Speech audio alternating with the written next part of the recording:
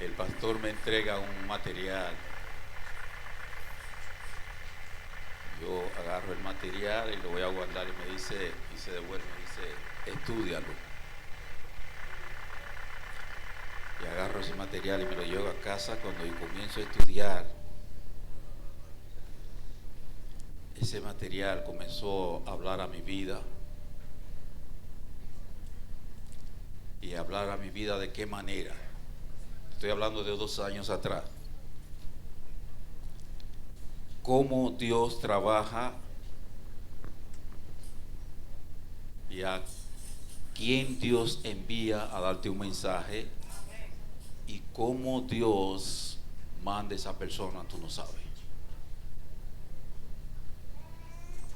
Pero Dios, en su misericordia, que es infinita, trata con nosotros de la manera que Él quiere, porque nos amó desde antes de la fundación, nos tomó en cuenta.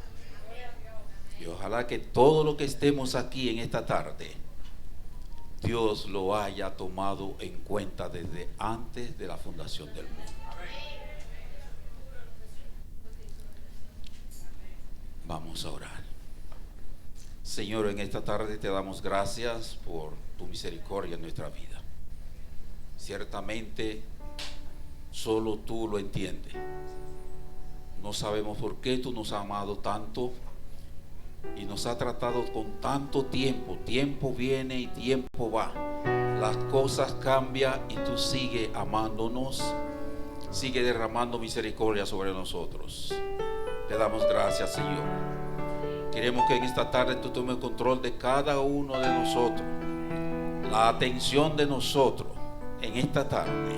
Tú tomes control de ellos y tú permitas, Padre Celestial, que tu palabra haga el efecto que tú quieres en la vida de nosotros. Te damos gracias, Señor, que tu Santo Espíritu tome control, Padre. Nos quite, porque somos propensos a faltar. Ten misericordia, Señor, toma control en esta tarde. Te lo suplicamos en el nombre de Jesús.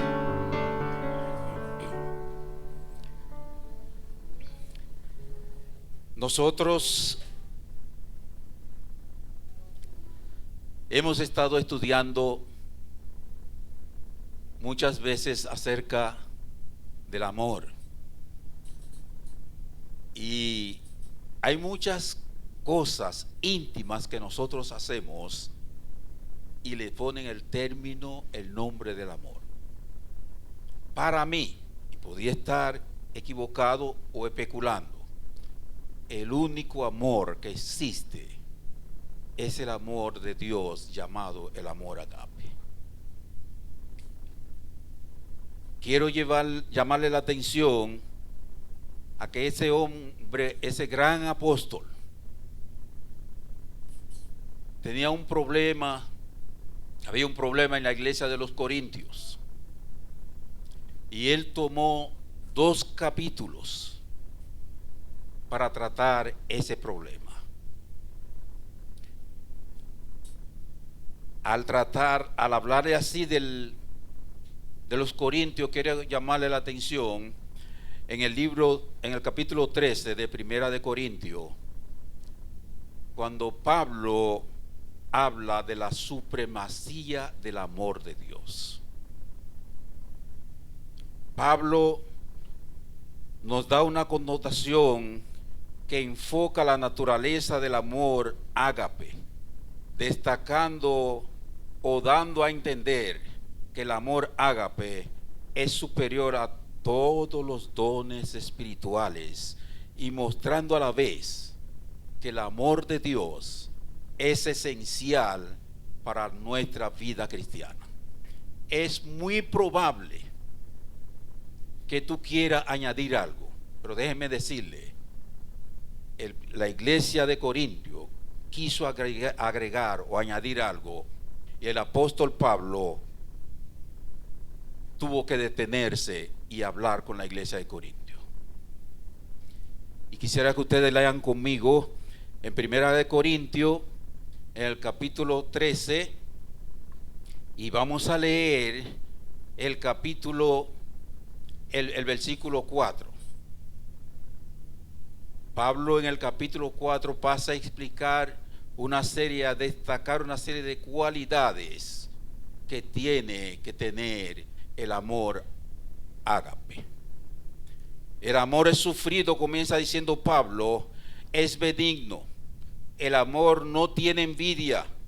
El amor no es jactancioso, no se envanece, no hace nada indebido, no busca lo suyo, no guarda rencor.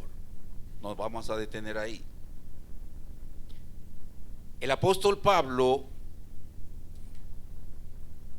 venía tratando ese asunto del amor de Dios, venía tratando con el pueblo de los Corintios con respeto a los dones espirituales. La iglesia de Cristo en estos días también busca dones espirituales. Y déjenme decirle, mis hermanos, los dones espirituales descienden de lo alto. Un don espiritual es un regalo de Dios. Escuchen, un don es un regalo de Dios. Si nosotros vamos al capítulo 12 del libro de Primera de Corintios, vamos a ver que Pablo está tratando un asunto respecto a dones espirituales. Pero quiero llamarle la atención a ustedes en el capítulo 12, el versículo 29 al 30. Vamos a leer estos tres versículos. Dice Pablo aquí: ¿son todos apóstoles? ¿Son todos profetas? ¿Son todos maestros? ¿Hacen todo lo mismo? ¿Hacen todos milagros? ¿Tienen todos dones espirituales? ¿Hablan todos lenguas? ¿Interpretan todos? Son 7 preguntas que hace Pablo a la iglesia de Corinto. ¿Qué estaba pasando en la iglesia de Corinto? En la iglesia de Corinto había una contienda respecto a lo que se llama dones espirituales. Dice el mismo Pablo que donde hay contiendas y celo, ahí reina lo que se llama el pecado. Pablo entendía que esa contienda, en medio de toda esa contienda de la iglesia de los Corintios, lo que estaba reinando es pecado. Y fíjense bien cómo trata el autor del libro. Dice, el título que pone en 1 Corintios 12 es dones espirituales. Podríamos confundirnos nosotros también, creyendo que detrás de un servicio, el que acude y detrás de un servicio está tratando espiritualmente. Y déjame decirle que podríamos estar equivocados. El pueblo, la iglesia de Corinto estaba equivocado, porque ellos estaban peleando por dones espirituales. Ellos no entendían que los dones espirituales dependían totalmente del Señor. Pablo, al terminar el capítulo 12, el último versículo dice, me refiero al versículo 31 del capítulo 12, dice: procurad pues los dones mejores. No le dijo espiritual en este momento. Escuchen: procurad pues los dones mejores, mas yo os muestro un camino más excelente. ¿Cuál es el camino más excelente que Pablo quiere? Quiere que la iglesia de Corintio acepte o busque. Es el camino del amor. El amor está por encima de cualquier don que tú pudieras tener.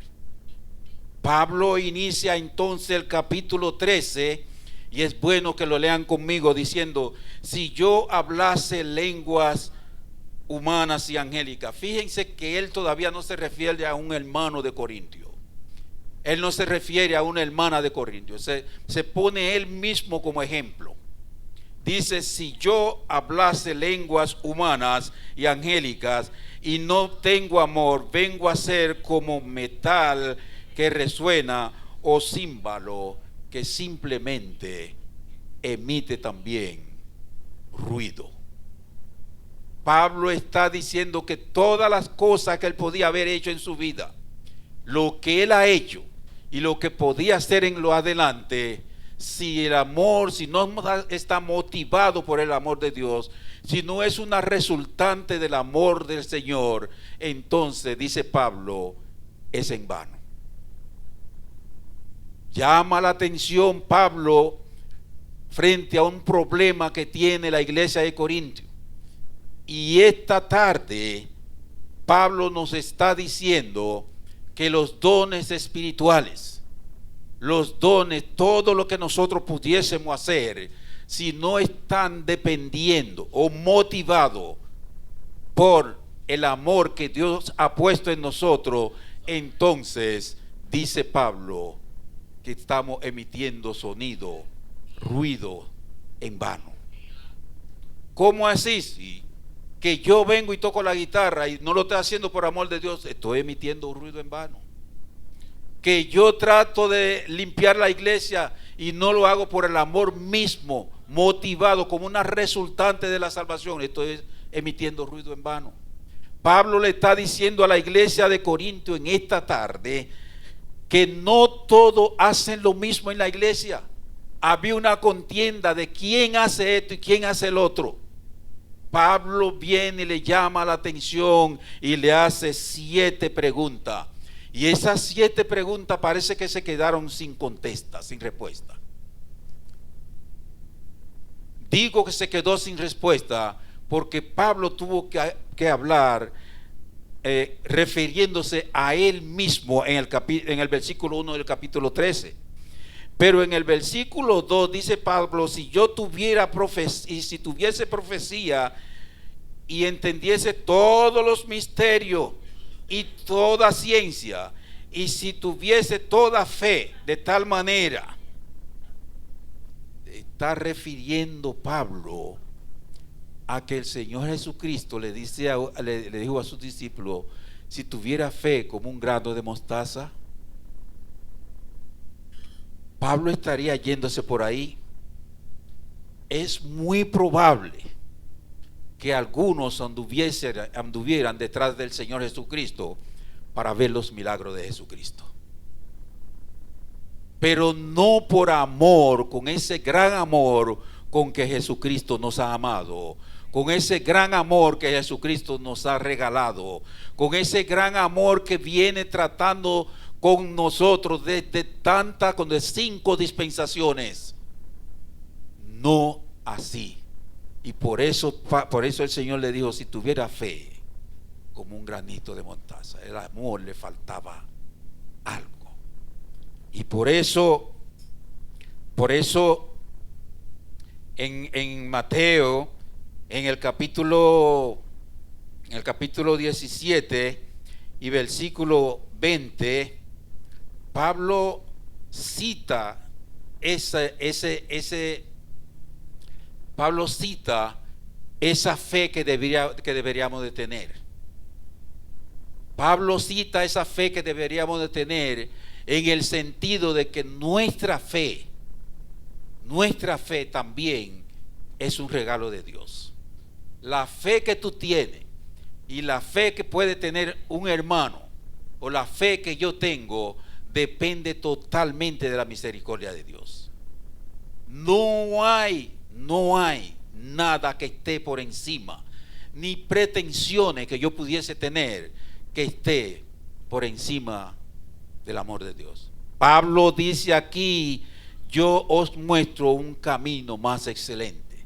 Y a continuación comienza a explicar cuál es el camino más excelente. Vas a explicar el camino más excelente. En el capítulo 3 nos dice que tú podías sacrificar tu cuerpo y mutilar inclusive su cuerpo. Tú podías caminar 7 días a pie hasta sangrar tus pies en sacrificio. Dice Pablo: si no es motivado por el amor de Dios, entonces de nada te sirve. ¿Qué está por encima del amor de Dios? Nada. ¿Y qué pudiéramos hacer nosotros que no fuese motivado por el amor de Dios? Nada. En cuanto a agradar al Señor, lo que pudiéramos hacer que esté motivado por el amor de Dios, que glorifique al Señor, tiene que estar motivado por el amor de Dios. O sea, un fruto resultante de la salvación. Dios, desde antes de la fundación del mundo, se sacrificó por nosotros. Vino sacrificado. Se sacrificó por nosotros. Por eso es que Pablo habla de esta manera y habla de ese amor sacrificial.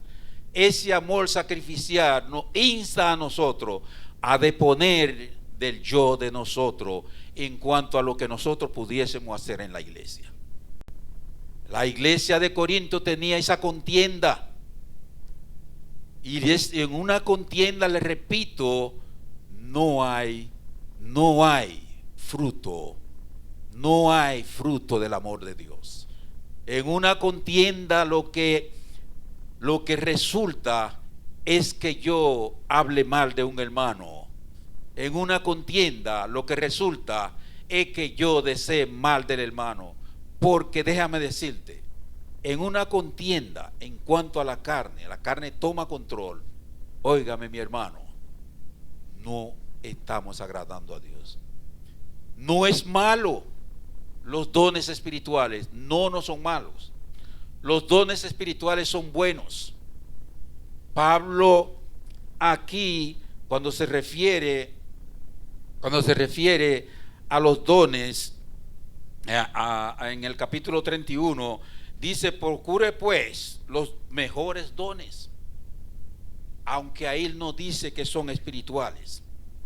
Tú estás buscando los mejores dones, o que tú te resientes con el trabajo que hace el hermano en la iglesia. Tú te resientes con el ascenso del hermano en la iglesia. Dice Pablo: yo te voy a enseñar un camino mejor.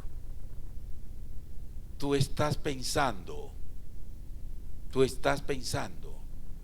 que tú puedes hacer algo que esté por encima de lo que Dios decide. Tú estás pensando que puedes hacer algo que esté por encima de la misericordia de Dios. Oye, una razón de que cada uno de nosotros está aquí en esta tarde es por la misericordia de Dios. Dios nos llama la atención en esta tarde. Y quisiera que lean conmigo el versículo 4, para que veamos, porque Pablo entonces tuvo que pasar a explicar una serie de cosas que no son compatibles con el amor de Dios, con el amor agape. Pablo, al decirle así en el versículo 31 del capítulo 12, entonces en el capítulo 13 y el versículo 4, Pablo se detuvo. Dios, déjame explicarle a ellos. Hay algo que choca, hay actitudes que chocan con el amor de Dios. Tú puedes tratar de hacerlo y tú no vas a ayudar a Dios. Es la carne que está obrando. No es el Espíritu Santo que está obrando. Pablo pasa inmediatamente en el versículo 4 del capítulo 13, dice: el amor es sufrido. Mis hermanos, el amor es sufrido. El amor es sufrido. ¿Por qué? Pablo es un apóstol sufrido. El Señor Jesucristo sufrió por nosotros en la cruz del Calvario. No hay cristiano sin sufrimiento. Pero ¿qué pasa? Cuando el cristiano sufre, ese sufrimiento produce un medio de crecer en la iglesia, o produce en la iglesia un sentir de crecimiento. No podemos crecer en una iglesia que no sufre. Pero ¿qué pasa? Parece ser que los corintios en el capítulo 2 estaban buscando algo sin tener que pasar por algún tipo de sufrimiento. Pablo inicia diciéndole primero: el amor es sufrido. Y al decirle que el amor es sufrido, se va directamente a la cruz del Calvario. Decirle que el amor es sufrido va directamente a la vida de Pablo mismo. Decirle que el amor es sufrido va directamente a la vida de Pedro. Decirle que el amor es sufrido va directamente a la vida de los apóstoles. Tú estás buscando dones, lo estás buscando en la carne, le está diciendo Pablo. Yo os sugiero un camino más excelente, dice Pablo. La iglesia de Corintio estaba equivocado, y nuestro pueblo, nuestra iglesia en estos días también puede estar equivocado. Podemos estar equivocados creyendo que nosotros podemos hacer algo, y que ese algo que nosotros vamos a hacer depende del yo que nosotros tenemos. La iglesia de Corintio estaba pensando así. La contienda que tenían ellos, porque cada uno se creía suficiente para predicar, cada uno se creía suficiente para sanar, cada uno se creía suficiente para enseñar. Pablo le hace 7 preguntas que aquí no están contestadas, y posiblemente en la intención que yo tengo de tener un don espiritual, Pablo viene y me hace esa pregunta a mí. A lo mejor yo tenga que quedarme callado también en este tiempo. Es necesario que nosotros despertemos y reconozcamos que el amor de Dios tiene la supremacía dentro de los dones espirituales que tú puedas tener. Vuelvo y le repito, el don que tú puedas tener es un regalo de Dios. Hay que tener cuidado con eso. El don, lo que tú puedas efectuar en la iglesia, tiene que depender del amor mismo de Dios, del regalo mismo de Dios. Tú podías depender de eso. Si tú dependes de eso y reconoces eso, entonces tú vas a entender, vas a tratar de obedecer las dispensaciones, la obra de Dios en cada dispensación. En cada dispensación Dios abre un periodo de amor o de misericordia. Pasó la primera, la segunda, la cuarta, la tercera, la cuarta, en la quinta encontró a Camilo. En cada dispensación Dios abre un periodo de gracia, un periodo de misericordia, no porque lo merezcamos, es que a Él le plujo desde antes de la fundación del mundo, óiganme mis hermanos, de derramar misericordia, empoderarte a ti, empoderarme a mí y empoderar también a aquellos. Respetemos la acción de Dios en la obra de Dios. Dios necesita hombre que dependa de Él, una iglesia que dependa de Él y no actúe como estuviera actuando la iglesia de Corinto. Dios necesita hombres y mujeres que entiendan que no merecemos nada. Todo lo que somos, lo somos por la misericordia de Dios. Y lo que tú quieras poner por encima de la misericordia de Dios, dice Pablo, es como metal que resuena o címbalo que emite ruidos.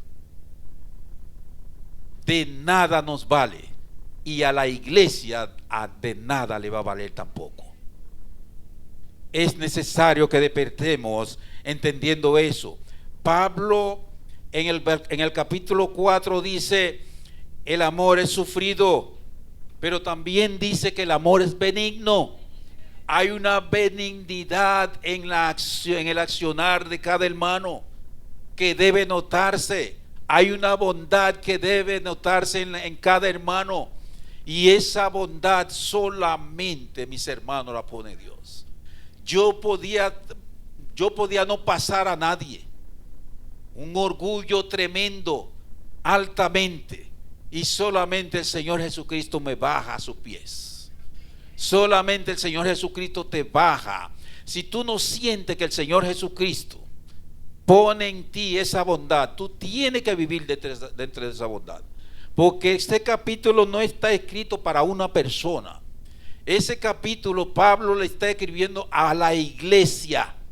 La iglesia necesita entender que tiene que actuar con bondad. ¿Y qué es una bondad? Un reflejo del amor de Cristo en la vida de nosotros. ¿Podríamos entender eso? Si nosotros entendemos esto, entonces vamos a aceptar una vez más la acción de Dios en cada dispensación. Cada dispensación representa un periodo en que Dios trata con el hombre en cada dispensación. No que un hombre pudiera levantarse y hacer y después querer levantarse como una figura. No.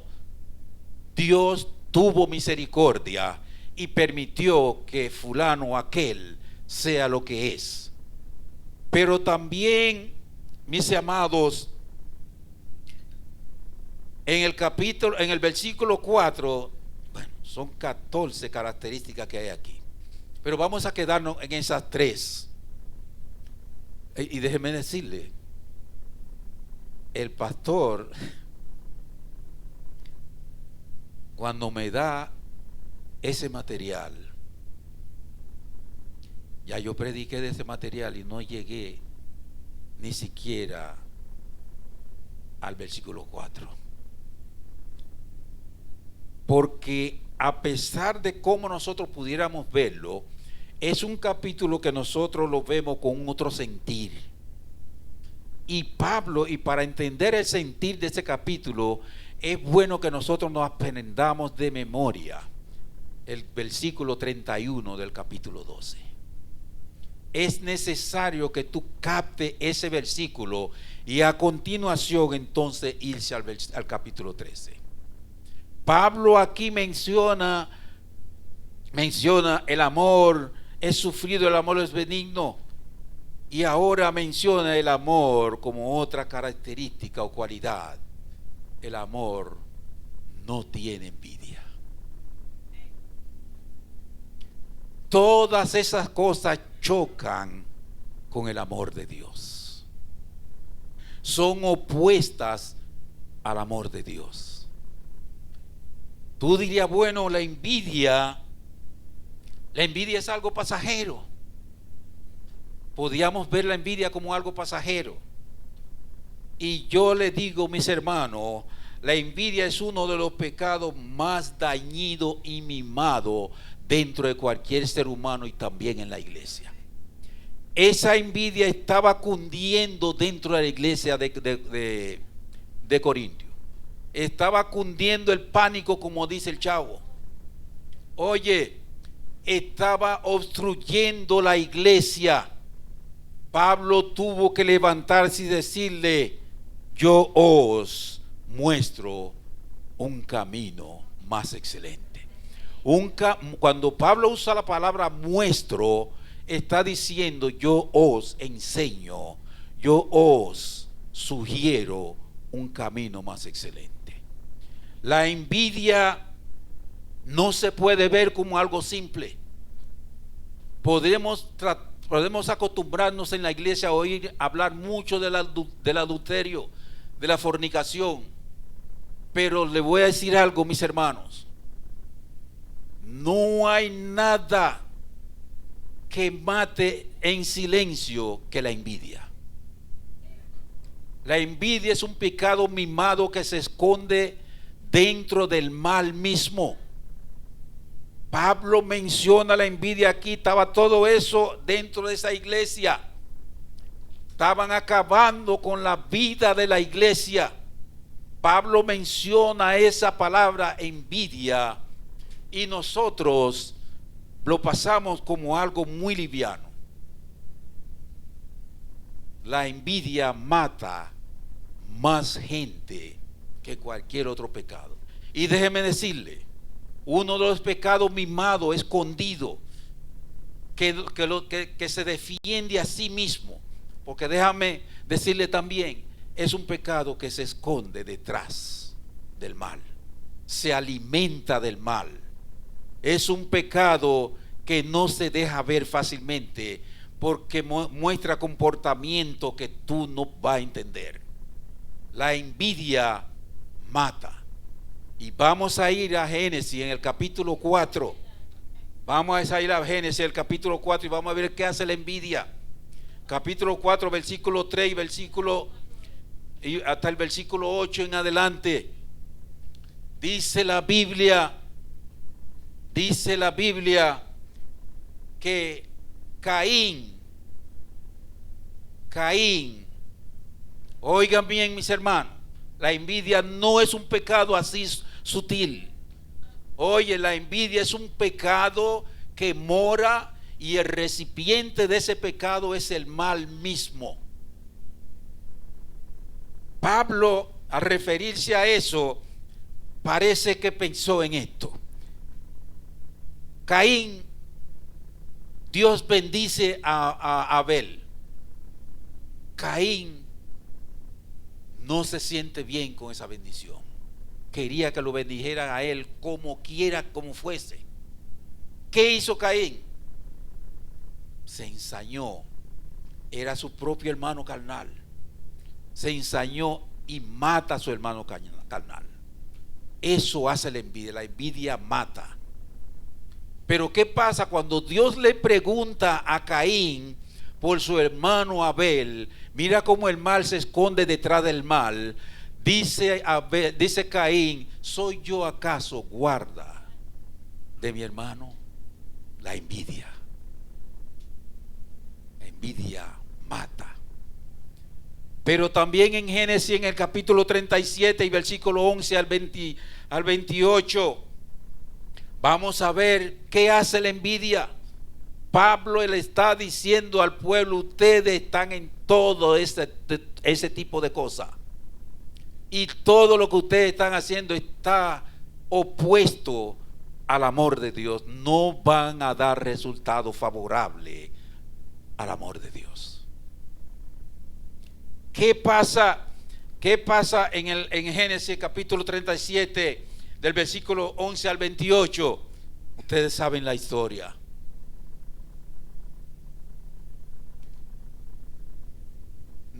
Él, por suerte, llegaron a venderlo, pero lo iban a matar. La envidia se esconde detrás de la maraña del mal mismo, y no se deja sentir porque se defiende. La misma mentira que se emite cuando se actúa con envidia esconde el mal. La envidia mata. Es un pecado pequeño. No estoy midiendo los pecados. Dios murió por todos los pecados. Pero Pablo, al mencionar aquí, le está diciendo a ellos: yo le estoy explicando a ustedes las cosas que no concuerdan con el amor de Dios. Posiblemente todo eso estaba reinando dentro del afán de tener dones. La envidia mata. Pero si vamos también al libro de Mateo, en el capítulo 27 y el versículo 18, vamos a ver qué contestó. ¿Cuál fue la respuesta de Pilato? ¿Cuál fue la respuesta? Porque por envidia lo habían entregado. La envidia llevó también al Señor en la cruz. La envidia mata, y nosotros tenemos que tener cuidado. Pablo no lo escribe por así. Pablo, imagino que estudió. Es una iglesia que Pablo tuvo ahí todo el tiempo. Es una iglesia que Pablo levantó. Él conocía la iglesia y comienza a ver todo eso y comienza a decirle todo eso. La envidia mata, y la envidia no acepta, déjame decirte, la bendición de otro hermano. No lo acepta. La envidia ve a un hermano bendecido y comienza a desear que no sea bendecido. Oye, no pasa la bendición. La envidia ve el ascenso de un hermano y no quisiera ver el ascenso del hermano. Hay contiendas entonces dentro de la iglesia. Hay contienda dentro de la iglesia que es necesario que nosotros le echemos un vistazo a esto que escribe Pablo. Yo os enseño un camino más excelente. No es apurarnos ni desear lo que Dios no ha puesto en ti. Deja que la bendición fluya en el hermano que Dios bendice. Deja que la bendición fluya en la hermana que Dios bendice. Deja que Dios obre en el ascenso que tiene el hermano. Deja que Dios sea, porque todo don perfecto, de acuerdo a Santiago, depende de lo alto, no de nosotros. Es necesario que despertemos y entendamos la supremacía misma del amor de Dios. Y es bueno que sea un reflejo en nuestra vida, porque si el amor de Dios no refleja en nuestra vida, no va a reflejar en nuestros actos. Y si el amor de Dios no refleja en nuestros actos, entonces somos metal que resuena y címbalo que emite ruido nada más. Si el Espíritu Santo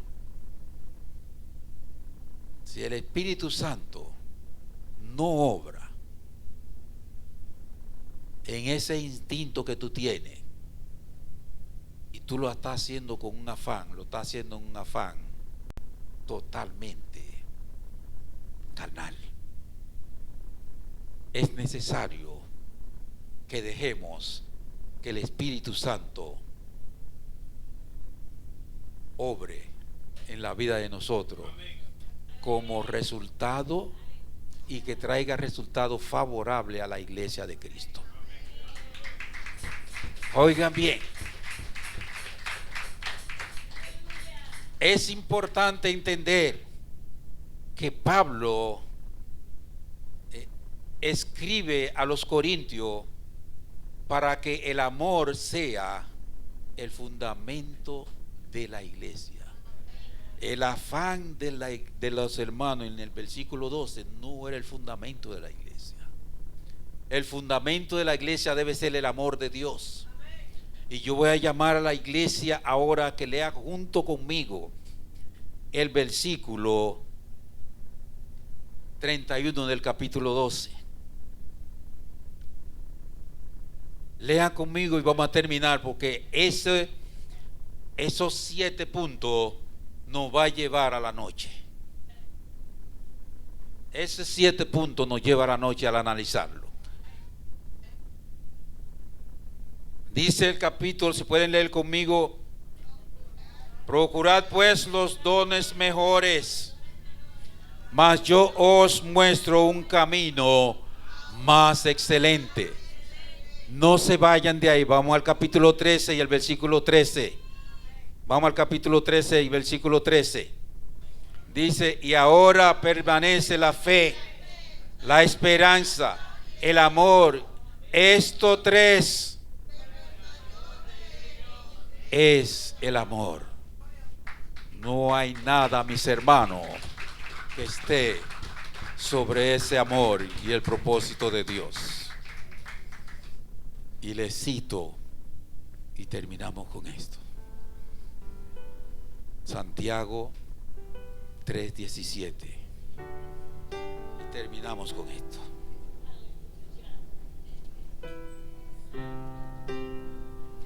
Santiago 3 y el versículo 17 dice: pero la sabiduría que es de lo alto es primeramente pura, después pacífica, luego amable, después benigna, llena de ¿qué? La misericordia de Dios y de buenos frutos, sin insert ni hipocresía. No hay don perfecto que no sea dependiendo, que no dependa del amor de Dios o como resultado del amor de Dios. Dios les bendiga, mis hermanos. Dios nos ayuda a entender que todo don perfecto desciende de lo alto.